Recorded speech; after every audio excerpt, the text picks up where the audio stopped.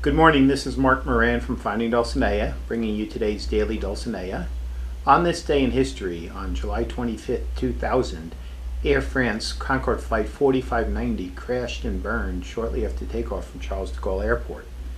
As it was taking off, the air traffic controller started to radio to the pilot of the plane, telling him something was wrong, and it took a few precious seconds before the controller realized that in fact the engine of the plane was trailing fire.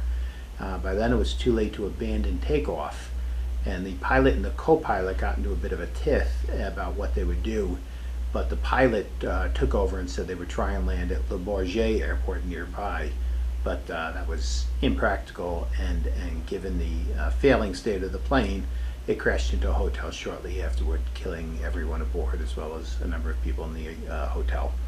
The passengers were all related to a German tour that had chartered the plane to fly to New York to take a cruise. Investigations showed that what happened was a Continental plane had left from the same runway about 4 minutes before, and it had a piece of metal that was made out of actually titanium, which people are now alleging it was not authorized to use on that plane. And this metal strip, the titanium strip, was on the runway, and it shredded the tires of the Concorde, and they were massive tires, and they were shredded and sucked into the fuel tanks of the Concorde, causing the fire. And in fact, just recently in 2008, a French court criminally indicted 5 people, including several from Continental Airlines, over this incident. And so this will be very much in the news in months and years to come. It'll be interesting to see what happens there. The Concorde was grounded for about 16 months after this happened. It didn't begin flying again until November of 2001 because British Airways and Air France, which were the only 2 airlines flying the plane, realized that if something as simple as a metal strip being left on the runway could bring the plane down, that was unreasonably dangerous and couldn't be flown. So they adopted all sorts of modifications to the plane and started flying it again. But they never got their audience back. It was a bit of a prestige thing. From what I'm told, it wasn't a very comfortable plane to fly in, very narrow, and it cost $10,000 round trip. And this was during a recession when it started flying again in November of 2001. And about 18 months after that, it left service for the final time, and all of the planes were mothballed. Although, interestingly, Richard Branson from Virgin Air tried to buy the fleet of Concordes from British Airways, but it was such an important part of British Airways branding that they wouldn't let their arch rival take the planes. The history of the Concorde is fascinating. It's really a history of international relations over the last 40 years. The development began in 1962. In part, it was Britain and France's response to the space race, where Russia and America were vying to put the first man on the moon. They decided that they would compete by creating a supersonic airplane. And over 7 years, they developed the first prototype, which flew in 1969, and then a commercial grade prototype flew in 1973, and finally actual passenger flights started in March of 1976.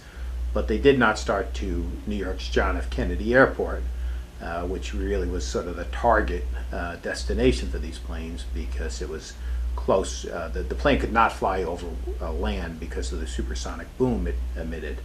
So they thought that flights from Paris and France to JFK would have been ideal, but it was, the plane was developed at a time where everybody was all about space-age technology, but by the time it was flying, the world was much more environmentally conscious, and there was also a full-scale energy crisis going on. There were oil shocks in 1973 and again in 1978 when OPEC first embargoed oil. So that's the environment in which it was operating. And it became, there was an environmental lawsuit against it, as well as the Port Authority of New York and New York State did not want to approve the flights. And finally, the federal government stepped in and preempted their authority to block these flights. It went all the way to the Supreme Court, which recognized the right of the Transportation Department to do that. The Transportation Department was motivated by the need to keep in place the transatlantic treaty between Britain and the U.S. to allow our carriers to fly there and vice versa. It may have been the case that all transatlantic flights would have stopped had we not approved the Concorde landing at JFK, because without that it wasn't commercially viable. As it was, they spent more than $3 billion building this plane and hoped to sell hundreds of planes. And at one point they had orders for 70 planes, but because of all the resistance to it, they slowly fell away, and the only airlines to ever fly the plane were Air France and British Airways, and only 14 planes were eventually produced for commercial use. I think the most interesting aspect about this story was that on July 23rd, 2000, 2 days before this crash, Air France and British Airways reported finding cracks in the wings of 11 of the 13 planes then flying, but assured the public that there was no danger to flight. So it was sort of stunning to people 2 days later when this plane crashed. It was presumed that something had happened in the wings, etc., but I haven't seen anybody suggesting that that was in fact the case. It seemed it was just uncanny timing that on one day they announced these cracks in the wings, and 2 days later the plane crashed for the first time. But in any event, the Concorde is now part of our aviation history. In fact, one of them is on display at the Smithsonian, and when the Intrepid Air and Space Museum in New York City is ready again for public viewing, it'll be hosted there as well. But that's all we have for today. Please visit findingdulcinea.com for more. Thanks very much, and catch us again tomorrow.